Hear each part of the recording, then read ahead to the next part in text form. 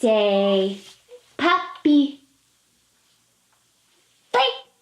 Can you say puppy? Puppy. I think the heartbreak and the heaviness of it was coming from, okay, we have this diagnosis. It's not gonna go away. What does this mean for our family now?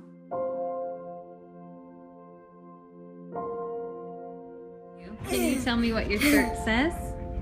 Prepare to be amazed. My name is Alicia McDaniel, and my son Cameron is autistic. Cameron is obsessed with Legos. He has every serial number of all of his Lego sets memorized. He loves bubble baths. I have to fill the water up in the tub to almost overflowing for it to be good enough for him so that he can sink down in it with lots and lots of bubbles. My name is Katie Oborn, and I am a mother to a daughter with autism. Anyone that has met Maeve knows she almost always has a smile on her face. I'm Jenny Dopp, and I have a son, Jackson, who will be turning 18 this year, and he has a chromosome duplication and autism. Jackson is hilarious. He loves to watch CNN and Fox News and give us all sorts of political tidbits. Everybody shout, hey! I sat across from the neuropsychologist, and he set his papers down and said, textbook autism.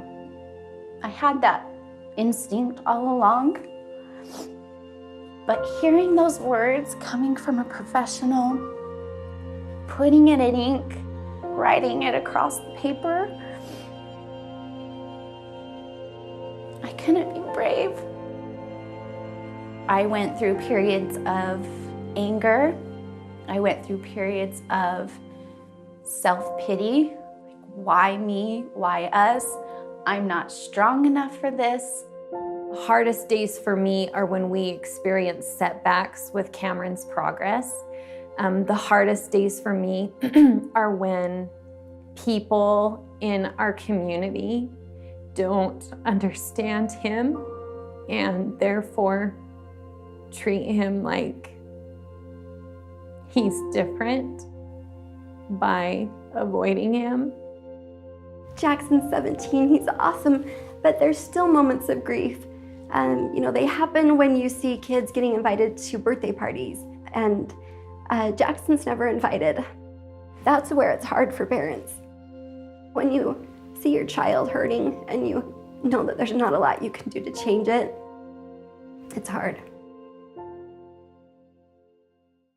You do go through a grieving process, and I feel like it will be a lifelong process. You don't ever check it off the list and say, okay, my child was diagnosed, I've grieved the loss of this life I envisioned for myself, check it off, and we're moving forward.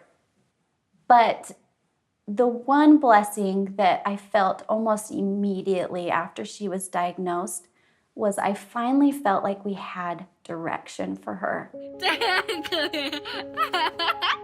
Once you know what you're dealing with, you feel a little empowered. You feel more empowered. You don't feel as lost. We felt peace. We felt like this was something that we can handle.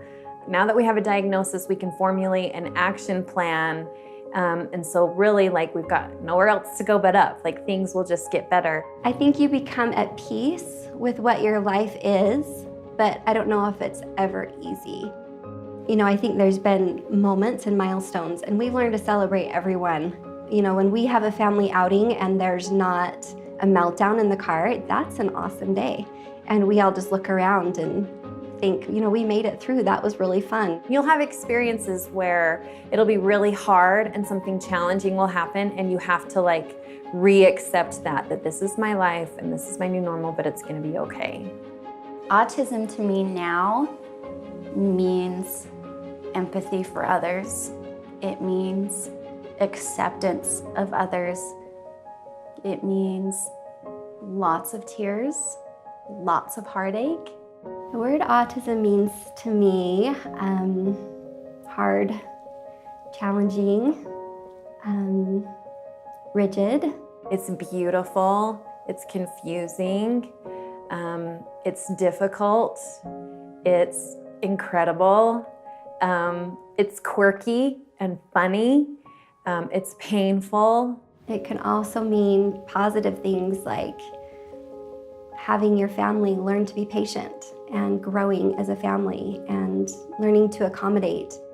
I continue to soldier on and I fight through the hard days and I stay positive and I hold my head up because I know my son and I know his spirit and I know that he is amazing. Our family will be forever blessed because there's only one way we would be able to learn so many of these things within our family, and that's through having a child with autism.